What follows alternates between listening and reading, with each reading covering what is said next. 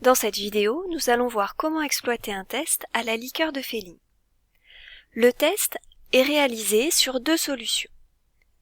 Si vous n'êtes pas au point sur la réalisation du test, vous pouvez aller consulter la vidéo dédiée à la réalisation du test en cliquant sur le rectangle en haut à gauche de l'écran.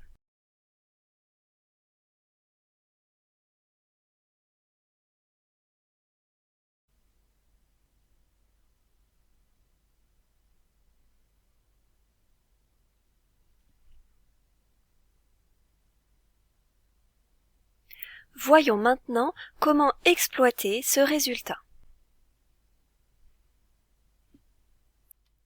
Pour la solution 1, on voit que la solution de liqueur de Fehling est restée bleue. Une petite remarque. Les élèves ont souvent tendance à dire « il ne se passe rien » ou « il n'y a pas de résultat ». Ce n'est pas parce qu'il ne se passe rien qu'il n'y a pas de résultat. La solution est restée bleue et c'est bien ça le résultat du test. Passons maintenant à l'apport de connaissances.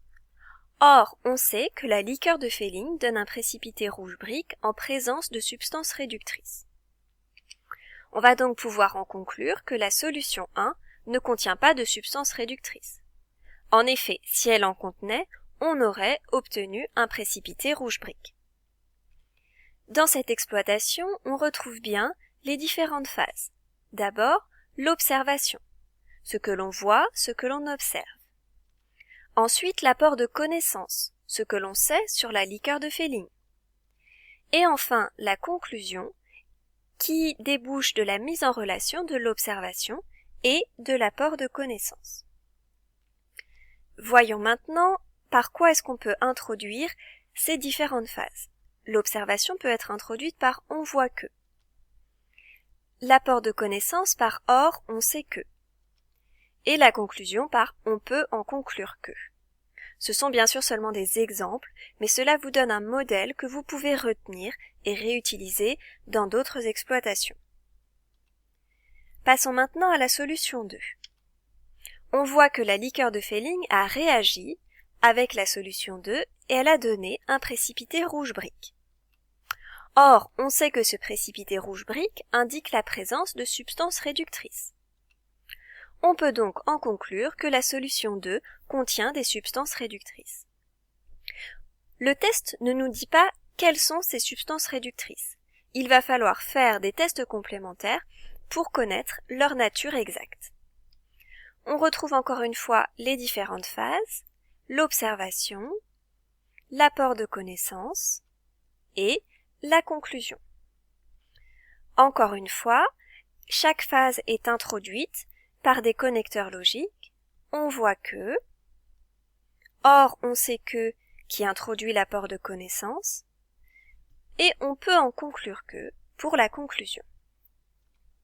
Ce qu'il faut retenir sur l'exploitation d'un test à la liqueur de Fehling. La liqueur de Fehling est souvent utilisée en SVT pour mettre en évidence les sucres réducteurs. Un test complémentaire est nécessaire pour savoir quel est ce sucre exactement. En effet, le test à la liqueur de Fehling n'est pas spécifique. Il réagit avec tous les sucres réducteurs. En effet, le test à la liqueur de Fehling n'est pas spécifique. La liqueur de Fehling réagit avec de nombreux sucres réducteurs. En effet, le test à la liqueur de Fehling n'est pas spécifique. La liqueur de Fehling réagit avec plusieurs sucres réducteurs. Attention, cette solution est corrosive, c'est pourquoi il faut protéger ses mains par des gants et ses yeux par des lunettes de protection. Encore une fois, vous pouvez utiliser la structure de phrase suivante. J'observe, or je sais que, je peux en conclure que. Si vous n'êtes pas encore tout à fait au point sur les exploitations de résultats d'indicateurs colorés, vous pouvez consulter la vidéo qui est consacrée et qui explique bien en quoi consiste chaque phase, l'observation, l'apport de connaissances et la conclusion. Je vous remercie pour votre attention. N'hésitez pas à aller consulter les autres vidéos de ma chaîne YouTube et à bientôt.